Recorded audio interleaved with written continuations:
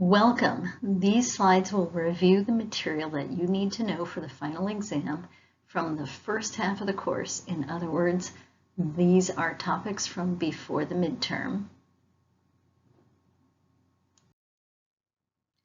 First up, you'll remember way back when to the term globalization, which was first coined by Theodore Levitt in 1983.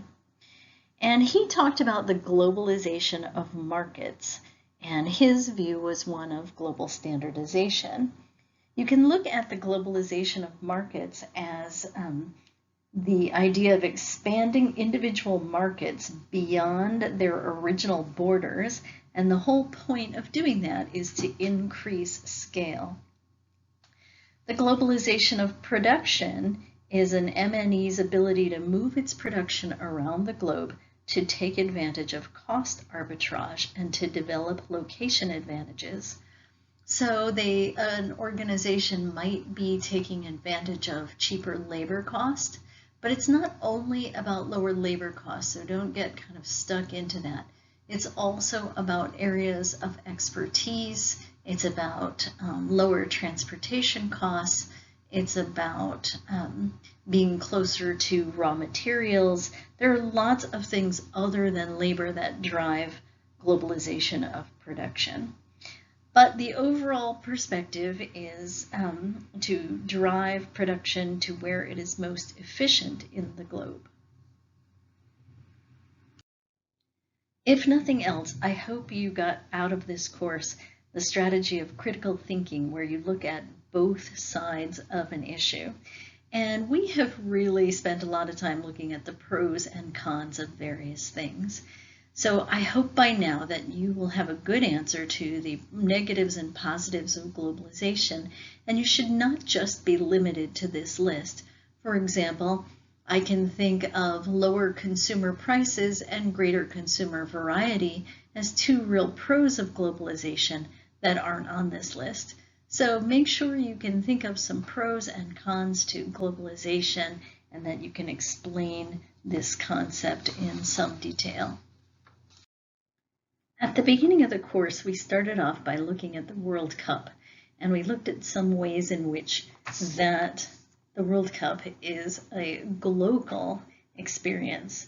And we have some global stars like J-Lo, who's from one place singing a song composed in another place, performing in yet a third location. And so in all these ways, the music is very global. The ball, the bazooka, we know that it was designed in Germany. It was produced in Pakistan, and it was tested by players all over the globe. So these are examples of globalization. Globalization has to combine elements that are local and elements that are global. So anything that's strictly local would not be global, and anything that's strictly global with no real local component would also not be global. One way to measure globalization is as the percent exports of goods and services, you need both, compared to global GDP. And we can use that measure to see if globalization, or it's kind of a proxy, to see if globalization is increasing or decreasing. And we can see by this graph that we had a really rapid increase in globalization, or in the export of goods and services compared to global GDP. Things were rising very rapidly until we got to 2008. In 2008, of course, we had the global financial crisis, and that's that big V there. And ever since the global financial crisis, we've been kind of moving sideways. Some years have, in fact, been going down. And so we could use this as an argument that our rate of globalization is slowing quite a bit. And of course, now we're going to have another pause or another dip in that with the coronavirus financial crisis. And that is not yet reflected in the graph. We can think about globalization in terms of global flows. And we have global flows of goods, global flows of services, global financial flows, and global flows of data. And so if we think about that more recently, this particular image happens to be global flows of goods, but the most rapidly growing global flows are in global flows of data. Something else I want to point out on this chart is this leading exports line. So in the leading exports line, we can see that we go from the primary sector where we're exporting raw material and basic goods. So you'll remember that primary sector economies are agrarian or natural resource based. And then we move kind of up the line to manufacturing, which is the secondary sector. And then as we move toward globalization 4.0, that's our tertiary sector, where we're really trading in goods and in digital goods and services. There are those who argue that we've entered into a new period of deglobalization, but there are others who counter that by saying, no, we're not deglobalizing, globalization is just evolving. So some of our features of the new globalization include this move from labor or capital intensive globalization, which underscores the trade in goods, to a knowledge intensive globalization, which underscores trade in knowledge and in services.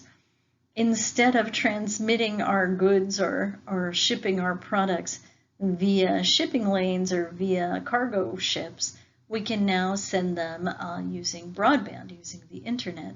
And that might be a reference to 3D printing. We're also seeing competition to the global dominance of MNEs.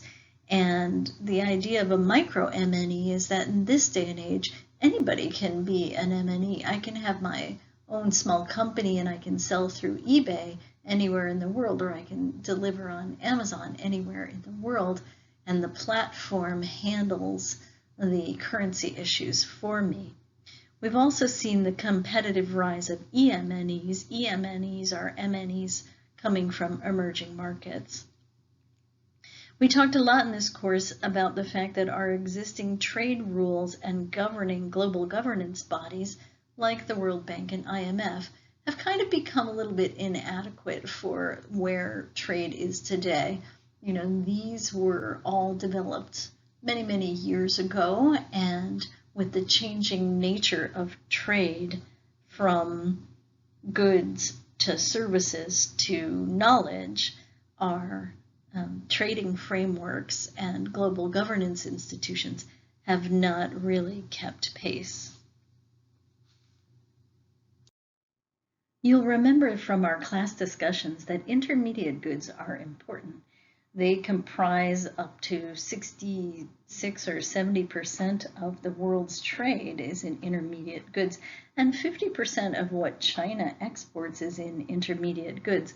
You know, a lot of the challenges we've been having with global supply chains during the coronavirus pandemic are because China exports a lot of intermediate goods. So it exports ingredients for pharmaceuticals that then the medication itself is made someplace else, but the ingredients come from China. Same with masks. Even if we have some place to make masks other than China or ventilators or whatever, a lot of the components of those come from China.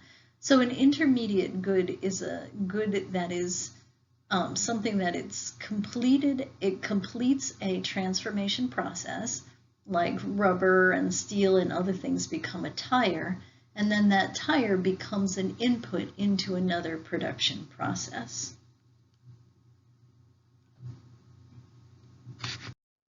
Well, based on your concept maps and on your videos, I think you're all pretty good with reciting these old trade theories.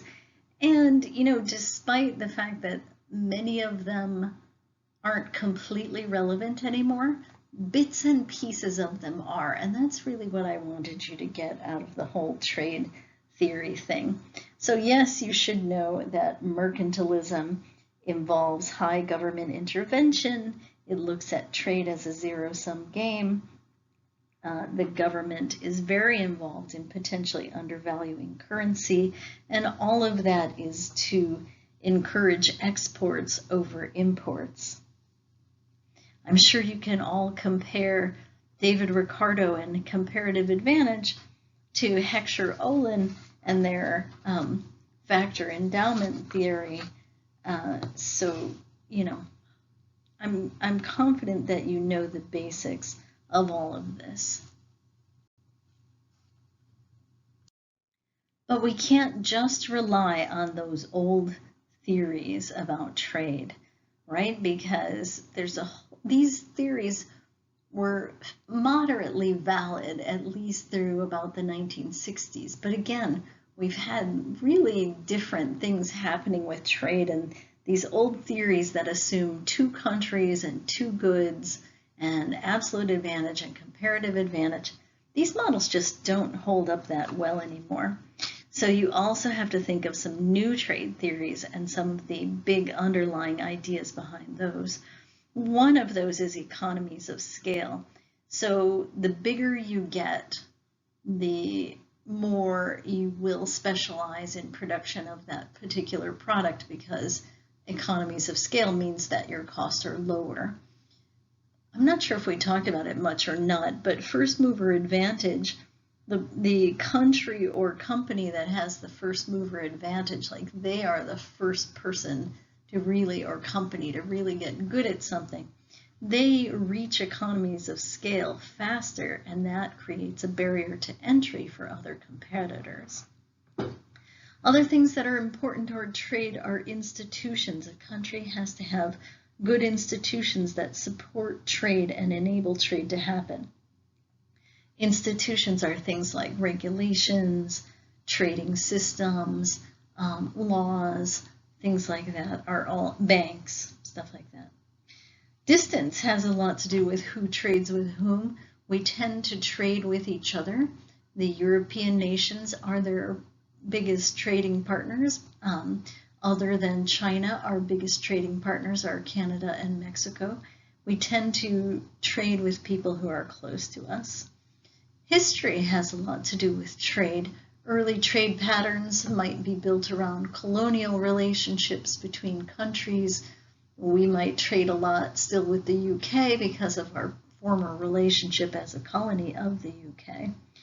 And our geography. Geography dictates to some degree what you might specialize in. If you have the right climate to grow bananas, then you should produce and export bananas. So geography also plays a part in things like ports and access to trade routes. So geography has a lot to do with trade too. So don't get overly hung up on absolute and comparative advantage. They're important things to know about, but they aren't all there is to explaining trade patterns. Protectionism is not a trade theory, okay? Protectionism consists of a lot of activities or a lot of tools that are part of trade policy, not trade theory. This is trade policy. And some of those things, those tools of protectionism, include this list here: tariffs, quota, subsidies, local content requirements, and administrative barriers. So just to touch on a few of those, tariffs, as we know, are taxes on imports.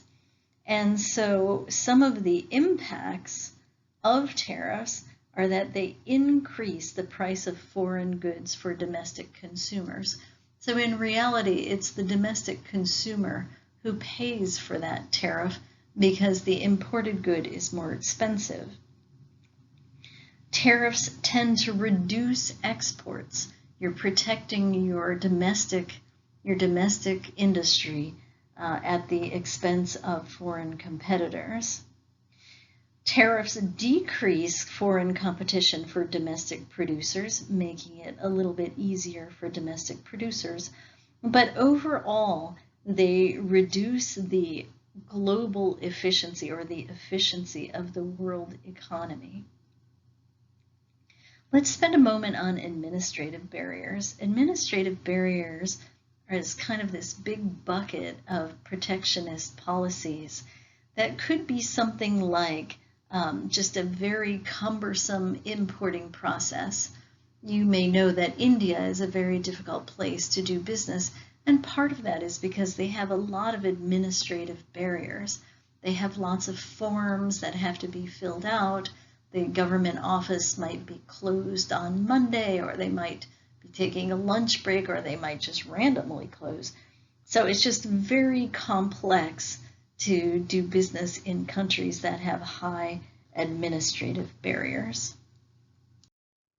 Continuing on with our pros and cons type of themes, we can look at the pros and cons of the rise of multinational corporations or multinational enterprises or TNCs, whatever you want to call them. So on the plus side, the bigger these companies get, the more cost savings they have through economies of scale, and that means the cheaper consumer goods that they can produce. So we all benefit from that.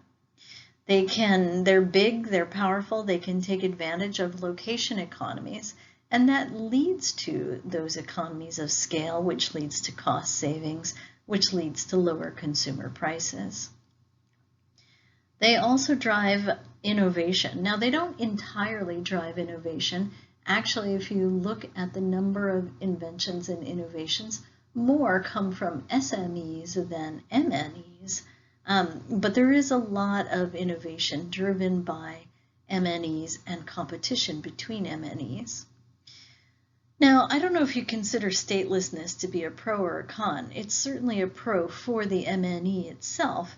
It can be a con for the public at large, because that means that MNEs have an incredible amount of power and influence. They can do a lot of lobbying to really shape an industry. And they also, it's hard to track them down on things like taxes, so they may not be giving back to the societies that are giving to them. So they have consumers, but they may not be paying their fair share of taxes in those locations. But some of them can be B corporations, those are benefit corporations, who really have more of a mission to keep stakeholder values in mind and to expand in a responsible way to actually help society and the environment.